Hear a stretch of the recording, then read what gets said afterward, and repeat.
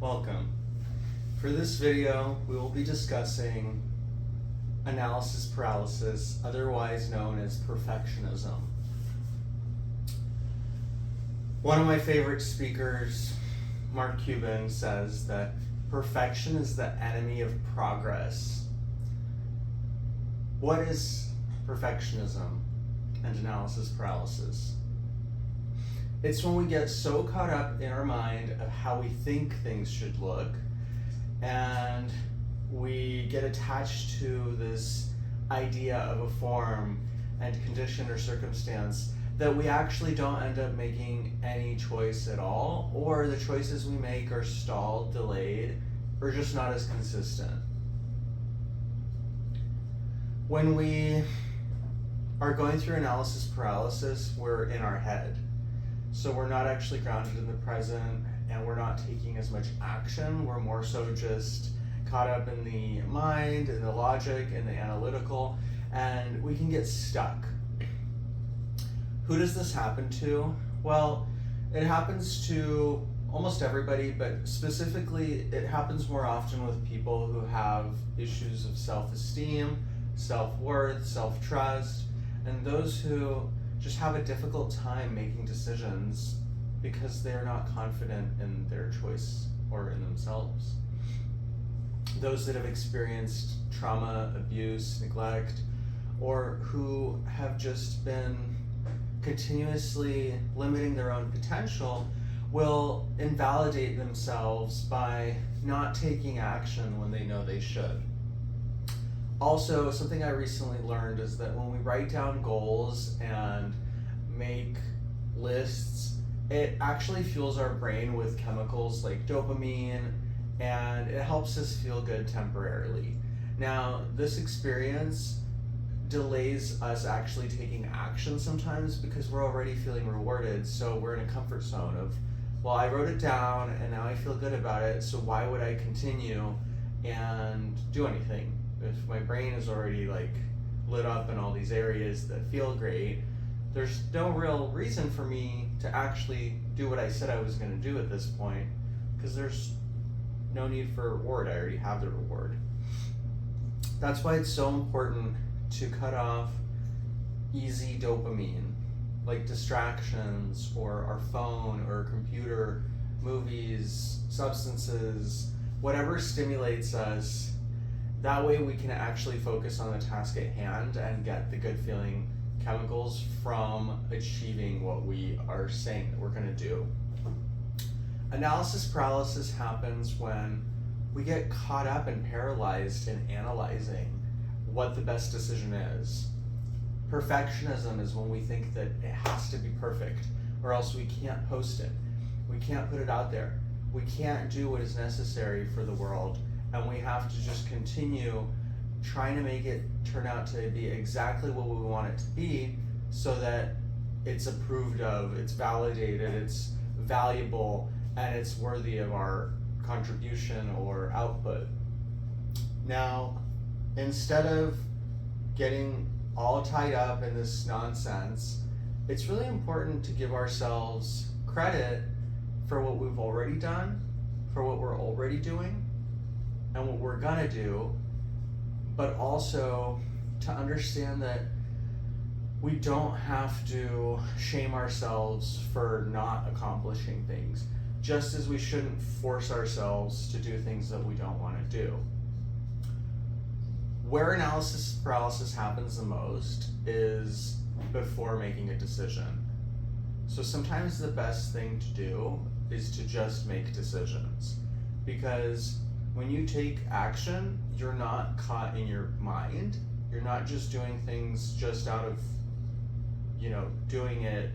You still have a plan, but you're at least doing something rather than just sitting around thinking about it or wanting to do it. So it's not just take any blind action and force yourself to do it.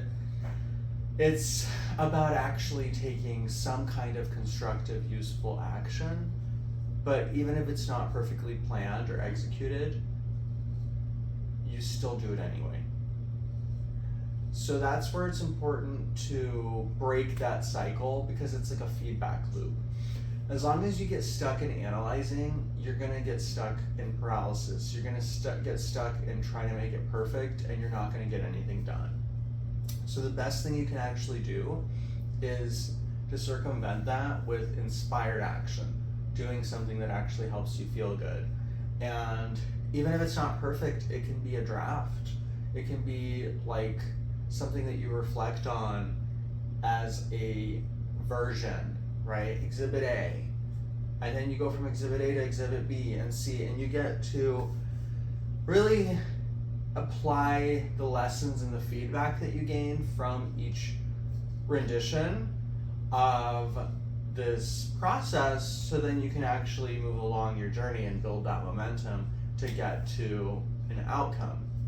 You can't really get to an outcome if you never take action. Like, if you make mistakes, you'll get closer to the outcome. But if you don't make any mistakes, then you're going to, in some way or another, never get to any outcome, because you're just afraid of moving. It's critical to at least start the process of taking action, even if we haven't yet. That could look like setting intentions, thinking positively, saying affirmations, and writing down goals so that we actually can begin taking clear steps.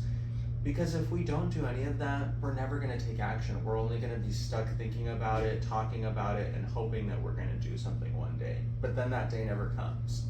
Most people have a dream, they have a business, they have a book idea, but they never actually write it down, and they never do it. One of my favorite things that Steve Harvey talks about is to write it down and to pray to God about it. When you do that, you actually open the doorway for a huge shift in energy, because when you write things down, it leaves your brain and your mind, and the energy actually goes onto paper. It's like you're asking God or the universe or just life for this thing to come into existence, and asking it is given. If you never ask, how are you supposed to get it or receive it? Aside from writing it down, when you pray about it or meditate about it or contemplate it, then you're starting to add more energy to it. It's actually becoming more tangible. But when you never do that, it just stays stuck in this potentiality.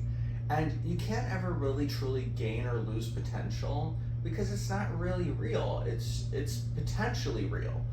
But when you actually start to take action, you gain, even if that action's not perfect. Now, why does analysis paralysis happen, and how can we notice where it's coming from? Well, it really happens because we're either disorganized, we haven't taken action, or we're really just analyzing our action too harshly. We're being too hypercritical, and we're letting that inner critic rule us. And so we're trapped usually in lower vibrational densities like fear, scarcity, lack, illusion, and judgment, where we're criticizing and judging ourselves and others, and we're caught up in this illusory state of what things should or shouldn't be. And the reason why we do this is because we actually are doing it to protect ourselves in a way. Our ego does things specifically to keep us safe, but that safety isn't real safety. It just keeps us comfortable and familiar in what's redundant, what we're used to, and what feels okay, even if it's not actually safe or okay. Because our nervous system and our subconscious mind clings to its belief systems and what makes it feel regulated temporarily, even though it might be long-term draining. And so it takes a leap of faith to snap out of that kind of cycle and pattern and paradigm to change and transform and actually start doing things that are more beneficial to us in the long term and expand our soul and our consciousness, rather than just using it, this perfectionism type of situation and way of approaching things, to keep us stuck in the cyclical nature of insanity that humans can get in when they don't take consistent action to achieve goals. how you can change it more consistently over time is not just one action. It's not just realizing where it's coming from and then changing it one day. This is something that takes time, because your nervous system and your ego will be battling you pretty much. You're going to be in this state of resistance at first, where you face it and you realize how much you've been sabotaging yourself so long, and so you might feel guilt or shame, or you might feel regret, and like you have to beat yourself up for all the times that you've been doing this. But that's also not the solution, and it doesn't help you at all to sit there and ruminating about what you should or should have done differently. The only thing you can do is what you can do now in the present moment. So this is where you can actually shift consistently over time by writing down goals, taking action, and then building upon that so that you can do better. Even if it's not what you think it should look like, because nobody's perfect and people are going to judge you regardless of what you do. And they're going to analyze and criticize you, and they're going to comment mean things, or they're just not going to support you. And that's fine. They don't have to. What other people think and say and do is ultimately not your life, it's theirs, and it's their projection. When you don't take things personally, which is one of the 4 agreements, when you don't let other people's energy and communication, toxicity, dysfunction, and abuse get to your psyche, then you can be clear and emanate a healthy boundary of actually making progress in your life and actually doing things that are good for you, and actually making and taking action on the steps and goals that you've written out so that you can move forward in your journey and achieve what it is that you dream of. You're not living this life for you, other people, or for what they think about you. You're living it for you. So when you start living it for you, you're going to realize that it's really about being the better person that you can be from who you were yesterday. So it's not about trying to get to this perfect outcome or appear as this image so everybody loves and appreciates and accepts and respects you. Instead, it's more so about really becoming the best that you can be. And that might mean messing up and failing, because success is made up of a lot of different failures. And it is said that the master has failed more times than the student has tried. So rather than trying to be a master on your first step, the journey of 1,000 miles begins with a single step, and you can't ever get to the end of that journey or even pass through any of it if you don't take the first step, or if you don't consistently step after step. You can stop 500 miles in and just be done and be like, I wish I had just zoomed the quicker way to the 1,000-mile ending, but that's not how life works. So right now, the best thing you can do for yourself is stop getting caught up in what you think you should or shouldn't do. Write down what it is that you know you require to do. Be realistic, be actualistic, reverse engineer your goals. Write down your goal, pray and meditate about it, and then write down the steps and the goals on the way that you require to get there, and start taking action.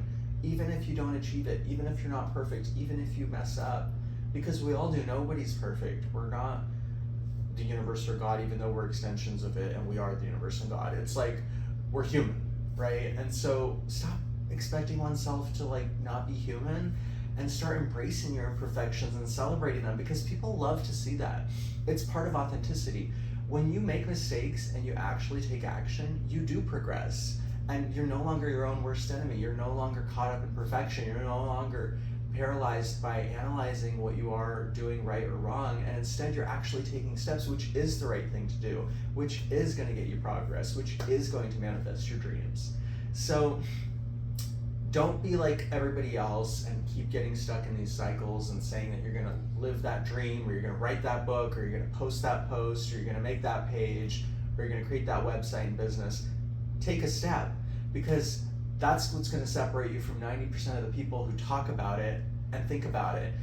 Because nobody really likes being around someone who's always talking about all these ideals and goals and aspirations but doesn't do anything. It's not impeccability with one's word, which is another one of the 4 agreements. And it's not really authentic. It's not really healthy. It's not really functional, and it never really makes progress, and it loses a lot more respect than if you actually just made choices and messed up. Because people can relate to imperfection, but people can't relate to a supposed potential of perfection that doesn't even exist in tangible form, that no action has been taken upon, and that they can't even see because you just keep talking about it, or other people keep talking about it. So you can still talk about it, but act upon it, do something about it, manifest it, and then see if the perfectionism really matters. And who knows, you might actually get closer to that perfectionism and that mark than you even imagined. It's just up to you to allow yourself to continue on, even if you don't. Because life is about the journey, and we can't take anything with us in the end. Like Bob Ross said, we don't make mistakes, we make happy accidents. Now, I'm not saying to go and do crazy things and ruin your life and then call it a happy accident. What I'm saying is, you go and you do your best, and your best is different every time. And that's another one of the 4 agreements, is always do your best. And the other one is don't make assumptions. So you can't assume that your best is going to be the same every moment. You just do the best that you can in that present moment, and then you do your best moving forward after that. That's all you can do. And as long as you do your best, you know you did it. But if you're not doing your best and you're just talking about doing your best, that's not your best.